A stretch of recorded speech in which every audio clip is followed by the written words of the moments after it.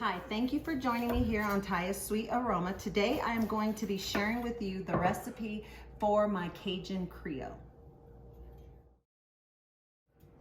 This recipe is one that I think any seafood lover or anyone who loves a good amount of spice and flavor in your dishes, you will really love this recipe. Growing up, I didn't eat a lot of seafood. I wasn't a big fan of seafood. My mom happened to marry my stepdad in my early teen years, and he loves seafood. He's from California, and then I happened to marry a man who loves seafood. And so I've started making more seafood dishes over the years just to please his palate. And so this recipe actually, I'm gonna be using some of my previous recipes in, and you'll see that when we go over the ingredients. So I'm gonna finish getting all these veggies prepped, and then we'll go over the ingredients. The ingredients you're gonna need for this recipe are some andouille sausages.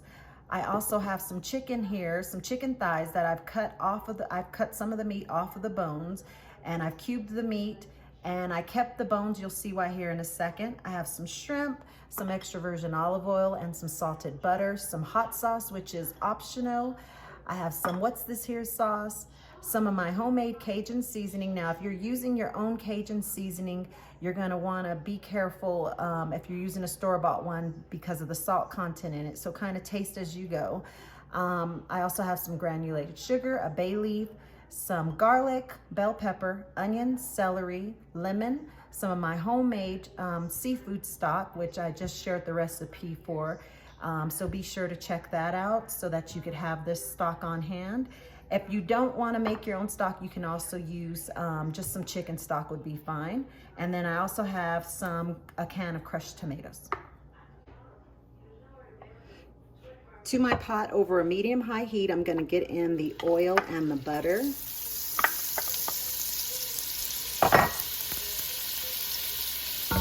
As well as the sausage. What I'm trying to do is allow the sausage some time to get a little bit of color on it, as well as add some of its own flavor into the oil. Now that the sausage has gotten some color on it, I'm going to go ahead and remove it from the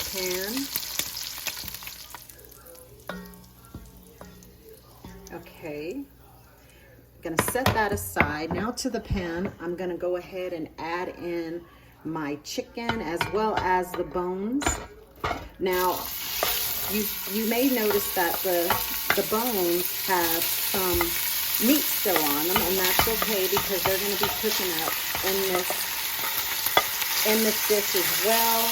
If you want to remove some more of the meat once they're done, you can go ahead and do it, but it's really not necessary. All the flavor's going to get out of those bones, and you have plenty of meat on the side to go throughout the rest of the dish.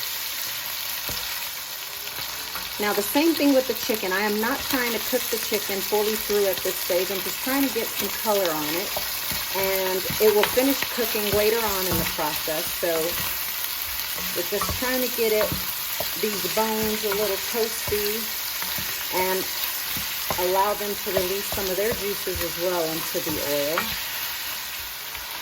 Now that my chicken has had a chance to brown, I'm going to go ahead and put it right back on the same plate.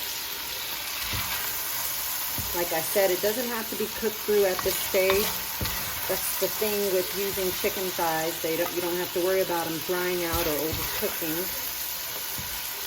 Going to get them all removed out of the pan. Now to this oil, we're going to go ahead and add in our onion, celery, and bell pepper.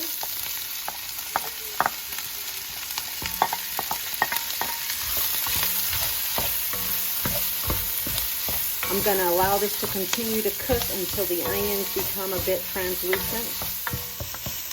My veggies have gotten nice and softened, so what I'm going to do now is add in my garlic. You don't want to add the garlic in early. It'll take on a burnt taste if you do so. Always allow your onions to cook for a while before you add in your garlic. Gonna also add in my seasonings.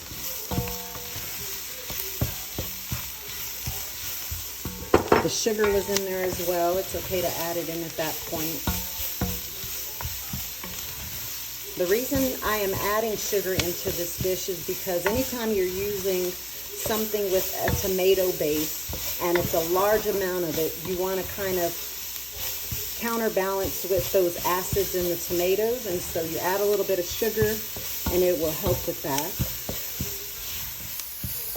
You can see that the pan has developed some really nice color on the bottom. Now we can go ahead and add in the shrimp stock.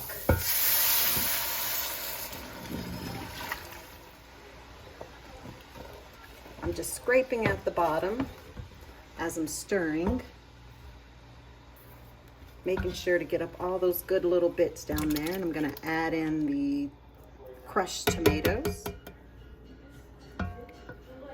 Now the Worcestershire sauce, as well as the hot sauce.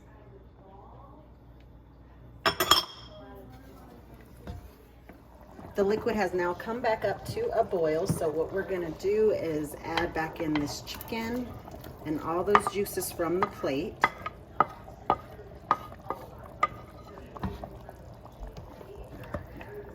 Gonna go ahead and add back in the sausages as well. Give everything a good stir.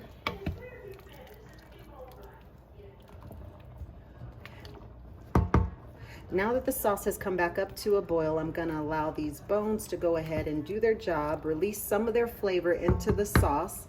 I'm gonna cover this with the lid and turn the heat down and allow it to cook for 15 to 20 minutes.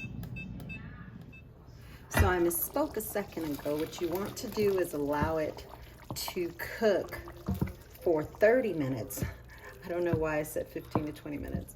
So allow it to cook for 30 minutes. And now at this stage, as you can see, the sauce and everything is cooking together nicely. Now it is time for the shrimp. The amount of time it takes is based on the size of your shrimps. So you want to allow it to continue cooking until your shrimps are done. Be careful not to overcook them. Usually takes only about 5 to 7 minutes to get your shrimp cooked through. They cook really, really fast. If you overcook them, they will start to taste a bit rubbery, so keep an eye on it. I'm gonna go ahead and cover it back up, allow the shrimp to cook, and I will show you the finished product. Okay, the shrimp looks to be done. I'm just fishing out the bones now. Get these out of the sauce.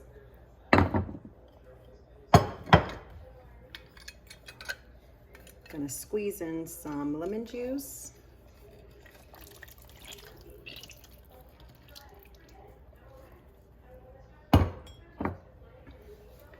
And there you have it.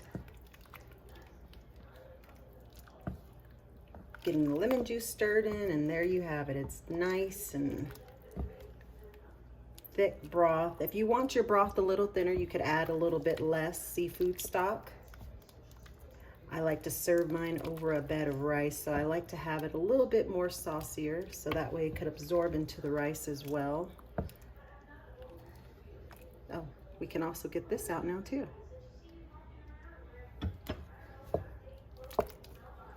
There you have it. I'm gonna go ahead and serve myself up some of this. It just smells delicious in here. So, so good. Smells, you can smell the seafood. Well, you can smell the shrimp, you can smell the chicken, all the peppers, and oh, it just smells so, so good. And like I said, I'm gonna be serving this over a bed of rice. I like to use basmati. Jasmine is also a good rice, or you can just use white rice or brown rice, whichever you prefer.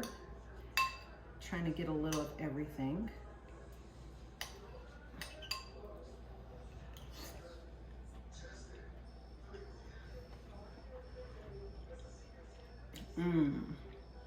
This broth, nice and thick. I actually did not adjust my seasonings at all. I kept it exactly the same. A good amount of heat, not too over spicy. I'm gonna try one of these sausages.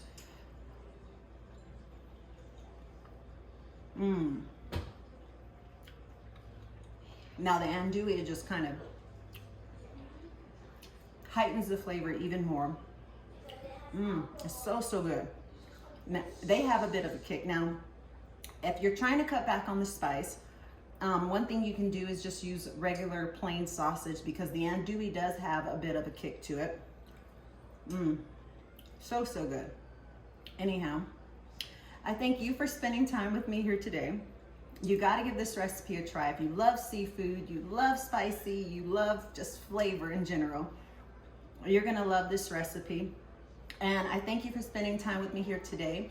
Don't forget to like and subscribe below, and I'll see you again next time. Bye.